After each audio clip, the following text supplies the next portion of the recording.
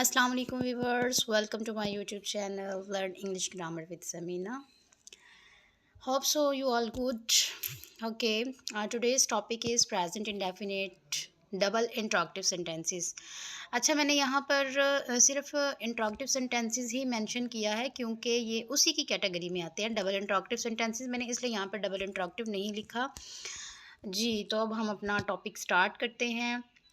सबसे पहले तो आप लोगों को इसमें ये देखना है कि इसकी हमें उर्दू में पहचान किस तरह से होगी, क्योंकि जब भी हमने कोई सेंटेंस करना है, कोई भी टेंस करना है, तो सबसे पहले हमें इसका ये पता होना चाहिए कि इसको हम पहचानेंगे कैसे, हमें कैसे आइडिया होगा कि ये हमारा कौन सा टेंस है और कौन सा सेंटेंस है जी। तो प्रेजेंट इंडेफिनिट के जो डबल इंट्रोगेटिव सेंटेंसेस होते हैं, ये इंट्रोगेटिव की ही एक कैटेगरी है, उसी में ही आ जाते हैं। बस थोड़ा सा इसमें से डिफरेंस होता है कि हमने इसको इंग्लिश में ट्रांसलेट कैसे करना है और उर्दू में इसका क्या डिफरेंस है, वो भी मैं आप लोगों के साथ डिस्कस करूँगी। सबसे पहले तो हमें ये देखना है कि इसकी पहचान क्या है। तो इसकी पहचान एज इट इज़, जैसे कि बाकी हमने सेंटेंसेस किए हैं प्रीवियस वीडियोस में, प्रीवियस लेक्चर्स अगर आप लोगों ने अटेंड किए होंगे तो उसमें आपको आइडिया हो गया होगा। मैंने आप लोगों को बाकायदा बताया था कि फ़िक्रे के लास्ट में ता है, ती है, ते हैं वगैरह जैसे अल्फाज आते हैं।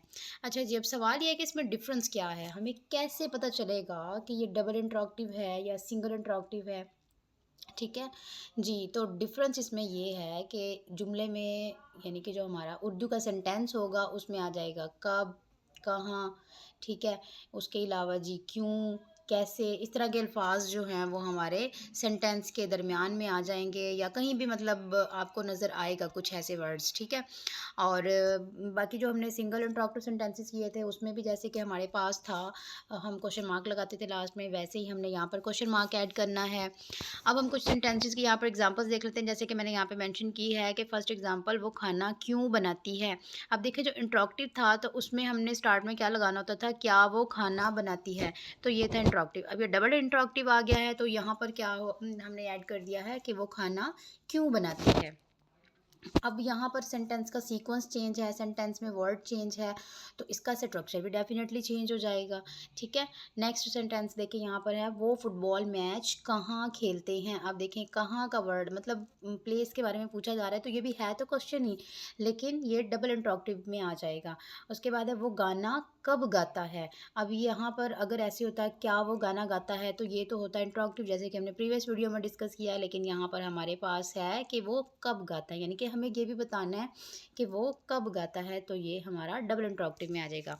आई थिंक यहाँ तक आपको समझ आ गई होगी। अब हम इसका स्ट्रक्चर देख लेते हैं कि स्ट्रक्चर हमने इसका कैसे करना है, यानी कि जिसे हम फार्मूलाज भी कहते हैं जी। तो जैसे कि मैंने आप लोगों को बताया कि उर्दू में हमारे पास कब, कहाँ, कैसे, क्यों जैसे अल्फाज आ जाएंगे, तो उनकी हमने जो ट्रांसलेशन है वो हमने सबसे पहले करनी है। एज़ जैसे मैंने यहाँ पर मेंशन किया हुआ है, बिल्कुल स्टार्ट में हम लिखेंगे हाउ, वेयर, व्हेन, व्हाई, यानी कि सेंटेंस में जो वर्ड, जिस वर्ड की ज़रूरत होगी हम उस वर्ड को यहाँ पर स्टार्ट में मेंशन कर देंगे। देन हम यहाँ पर हेल्पिंग वर्ब लगाएंगे। हेल्पिंग वर्ब जैसे कि हमें पता है कि हमारा डू या डज इस्तेमाल होता है, ठीक है, प्रेजेंट इंडेफिनिट के सेंटेंसेस में।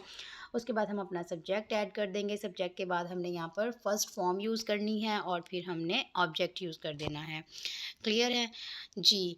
नेक्स्ट हमने अब इसको फार्मूला को हम मज़ीद जो है, जैसे कि हम कह सकते हैं कि मज़ीद ओपनली इसको लिख लेते हैं ताकि हमें याद हम इसको कर लें और फिर हमें कभी भी भूले ना, आसानी हो जाए जी। सबसे पहले हम लिख लेंगे हाउ, वेयर, व्हेन, व्हाई, यानी इस तरह का कोई भी और भी वर्ड जैसे कि आपको और का इसमें ऐड कर सकते हैं, ठीक है। इस तरह के कोई भी वर्ड जिसमें कि पूछा जा रहा हो, जैसे कब, कहाँ, कैसे, क्यों, किसने, इस तरह के अल्फाज, ठीक है। उसके बाद हम क्या करेंगे, देखें यहाँ पर हेल्पिंग वर्ब हमने ऐड करना है, तो यहाँ पर हमने हेल्पिंग वर्ब लगा दिया। अब डू हमने किस किस के साथ लगाना है, हम प्रीवियस वीडियोस में डिस्कस कर चुके हैं। नेगेटिव में भी हमने किया है और इंट्रोगेटिव में भी किया है, तो हमें पता है। चलिए, मैं मज़ीद आप लोगों को मैंने यहाँ पर लिख भी दिया है कि यू के साथ हमने डू लगाना है, आई के साथ हमने डू लगाना है, वी के साथ डू लगाना है, दे के साथ डू लगाना है, या कोई भी प्लूरल वर्ड होगा तो उसके साथ हम डू यूज़ करेंगे, ठीक है। तो ये हमने यहाँ पर यूज़ कर लिया। उसके बाद हम क्या करेंगे, फर्स्ट फॉर्म ऑफ वर्ब आ जाएगा हमारी और उसके बाद ऑब्जेक्ट आ जाएगा। इज़ इट क्लियर, यानी कि जैसे कि हम इंट्रोगेटिव में करते थे ना, डू या डज को हम स्टार्ट में ले आते थे। अब हमने क्या करना है, जब डबल इंट्रोगेटिव होगा तो जो हमारे WH या क्वेश्चनिंग वर्ड्स जो है हमारे, उनको हम बिल्कुल स्टार्ट में लिख देंगे। उसके बाद जैसे हम सेंटेंस कर रहे थे वैसे का वैसे हम बना देंगे। क्लियर। नेक्स्ट, अब हमने डज देखना है कि डज हमने किसके साथ यूज़ करना है। ही के साथ, शी के साथ, इट के साथ, या कोई भी सिंगुलर नेम जैसे कि आमना, अजरा, अली, कोई भी ऐसा वर्ड आ जाए, गर्ल, बॉय, तो इसके साथ हमने क्या यूज़ करना है, हमने डज़ यूज़ करना है और फर्स्ट फॉर्म ऑफ वर्ब हमने यूज़ करनी है। देन हम ऑब्जेक्ट लगा देंगे जी। तो हमारे जितने भी वर्ड्स हैं जैसे how, where, why, when, etc, तो ये वर्ड्स हमने बिल्कुल स्टार्ट में लिखने हैं। उसके बाद हमने यहाँ पर डज़ लगा देना है। क्लियर है। ये हमारा स्ट्रक्चर है, इसको आप याद कर लीजिएगा।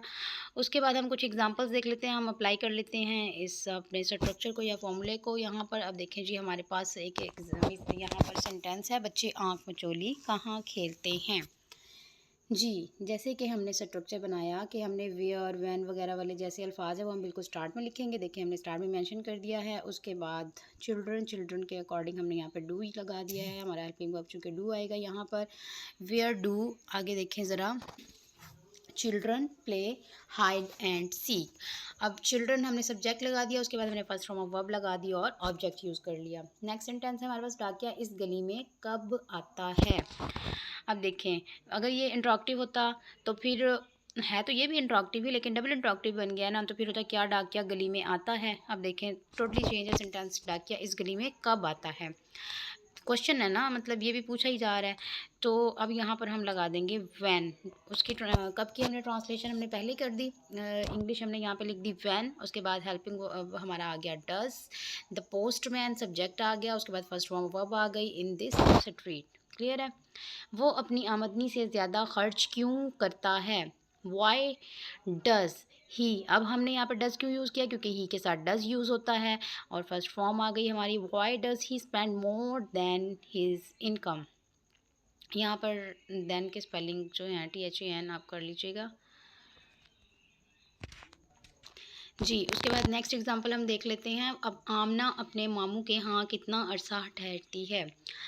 कितना अरसा की पहले हम इंग्लिश कर लेंगे, हाउ लॉन्ग। उसके बाद आमना के अकॉर्डिंग हमने लगाना है अपना हेल्पिंग वर्ब, तो आमना के अकॉर्डिंग हमारा हेल्पिंग वर्ब आ जाएगा डज। फिर हम लगा देंगे हाउ लॉन्ग डज आमना। उसके बाद हेल्पिंग वर्ब आ गया हमारा, stay with her maternal uncle. आप किस किस्म के ख्वाब देखते हैं जी। तो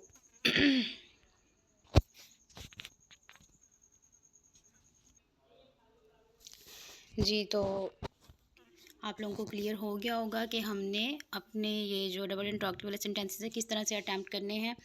ठीक है।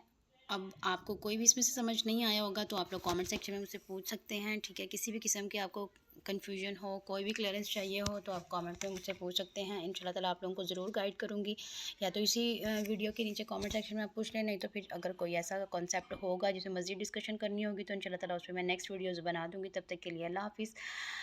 अपना ख्याल रखिएगा, दुआ में याद रखिएगा।